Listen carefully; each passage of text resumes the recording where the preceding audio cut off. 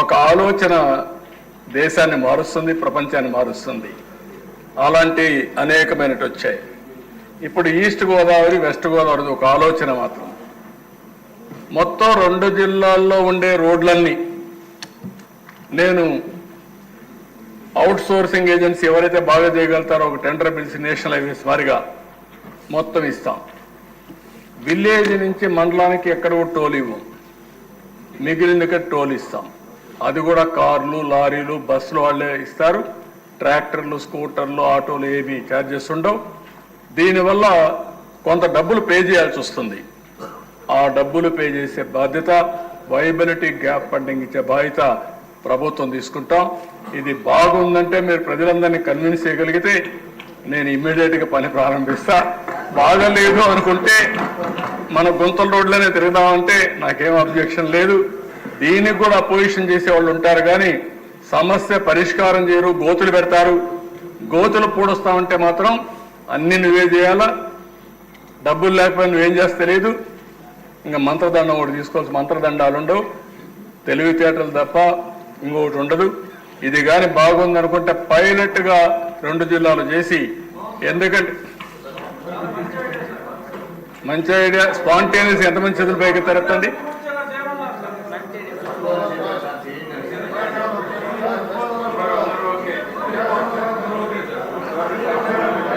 Okay,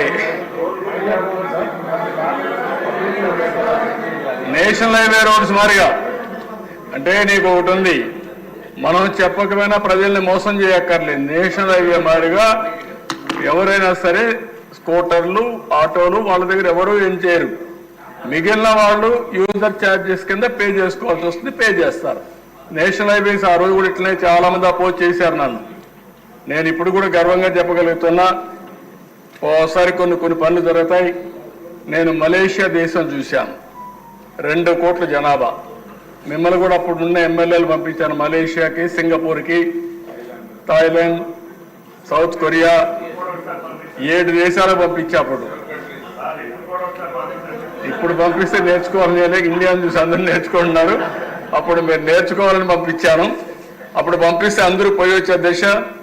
opposition ఉన్న దగ్గర రూమ్లోకి వచ్చి, సార్ ఎక్సలెంట్ సార్, మీ ఐడియా చాలా బాగున్నాయని చెప్పేవాళ్ళు. మీరు చెప్పింది మేము సపోర్ట్ చేస్తున్నామని చెప్పేవారు. హౌస్లోకి వచ్చి అపోజ్ చేసేవాడు. ఏమయ్యా నువ్వు అక్కడికి చెప్పావంటే, అది అక్కడ మీకు చెప్పాలి కాబట్టి చెప్పాను సార్, ఇది మా పార్టీ విధానం అని మళ్ళీ మాట మార్చేసేవాళ్ళు.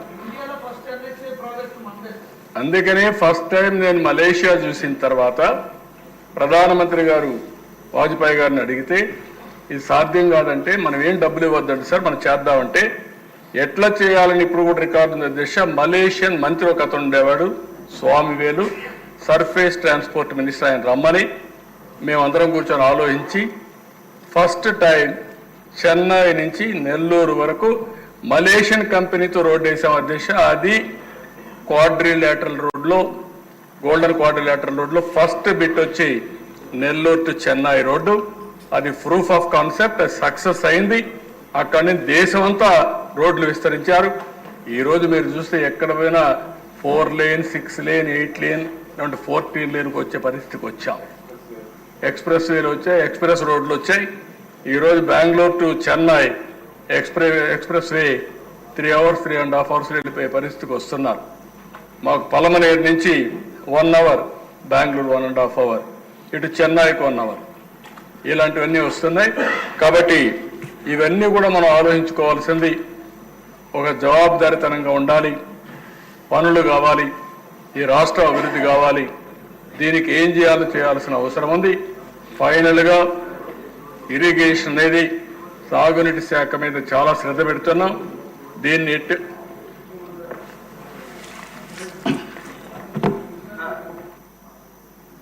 తమరు మమ్మల్ని అందరినీ పంపించి అనేక దేశాలు చూశాక మార్పు వచ్చింది, సంస్కరణ తీసుకొచ్చారు. దాని ఫలితాలు వాళ్ళు అనుభవిస్తూ ఉన్నాం.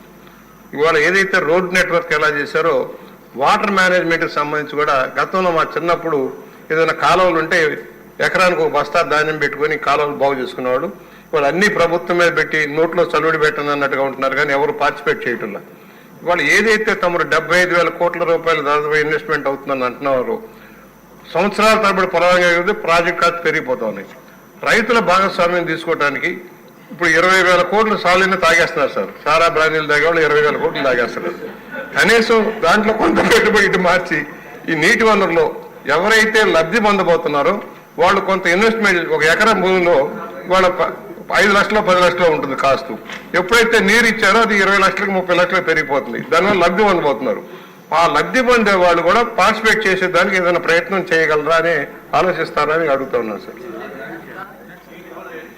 ఇప్పుడు ఒక ఇది ఉంది దిశ, ఎప్పుడు కూడా ఒక ప్రాజెక్ట్ వస్తే నీళ్లు వస్తే ఆటోమేటిక్గా ల్యాండ్ వాల్యూ కూడా పెరిగిపోతుంది. ఒక రోడ్డు వస్తే నేషనల్ హైవే అంత మునుపు లక్షల్లో ఉండేది ₹1,00,00,000 అవుతుంది. అంటే ఒక యాక్సెస్ వచ్చినప్పుడు భూమి విలువ కానీ ఎకనామిక్ యాక్టివిటీకి కానీ చాలా భూమి వచ్చే పరిస్థితి వస్తుంది. మీరు చెప్పింది వాస్తవం. కానీ ఇప్పుడు వాళ్ళ మీద భారం వేయలేం. కానీ 2 విధాలు, ఒకటి భారం వేయడం, రెండోది మనం కానీ ఏదో ఒక విధంగా పెట్టుబడి పెట్టి చేయగలిగితే మీరు చెప్పినట్టు 3 times 4 times పెరిగిపోతుంది. ఎవ్రీ 5 years డబుల్ అవుతుంది కాస్ట్.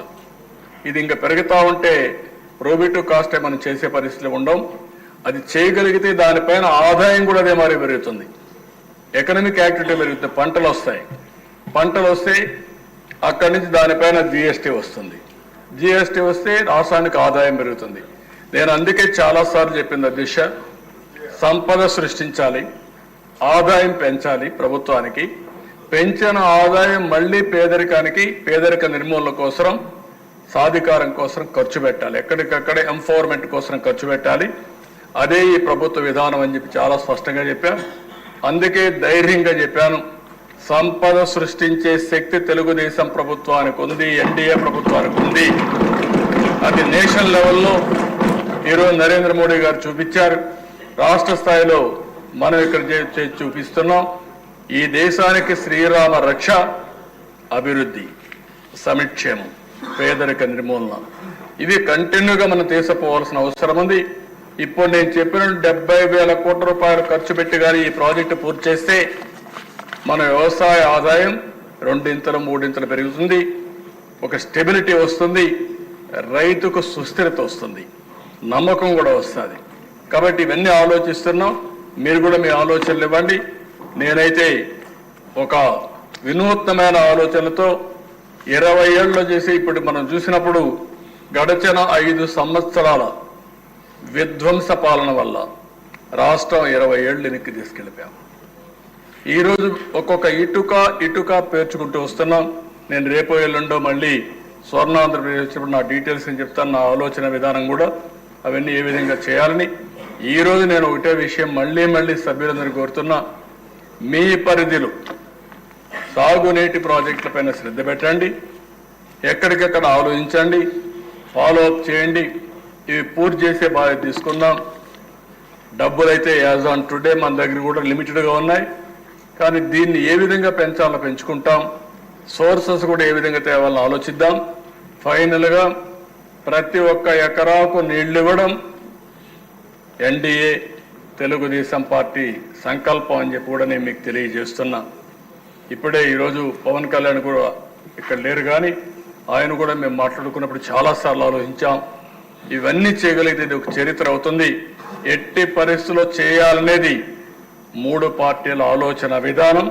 ఇటు తెలుగుదేశం, జనసేన, బీజేపీ అందరం కలిసి ఈ రాష్ట్రాన్ని ముందుకు తీసుకుపోవడంలో, ఒక అగ్ర రాష్ట్రంగా తయారు చేయడంలో అన్ని విధాలా కృషి చేస్తామని చెప్పి మీరు మరొకసారి తెలియజేసుకుంటూ, మరొకసారి ఈ శాసనసభ ద్వారా నరేంద్ర మోడీ గారిని, అదే మరి నిర్మలా సీతారామన్ గారిని, సిఆర్ పాటిల్ గారిని మనస్ఫూర్తిగా అభినందిస్తున్నా, ధన్యవాదాలు తెలియజేసుకున్నా. పోలవరం ప్రాజెక్ట్ని చాలా శీఘ్రంగా మనం ఊహించిన దానికంటే చాలా ఫాస్ట్గా దాన్ని శాంక్షన్ చేశారు, కార్యరూపంలో పెట్టారు.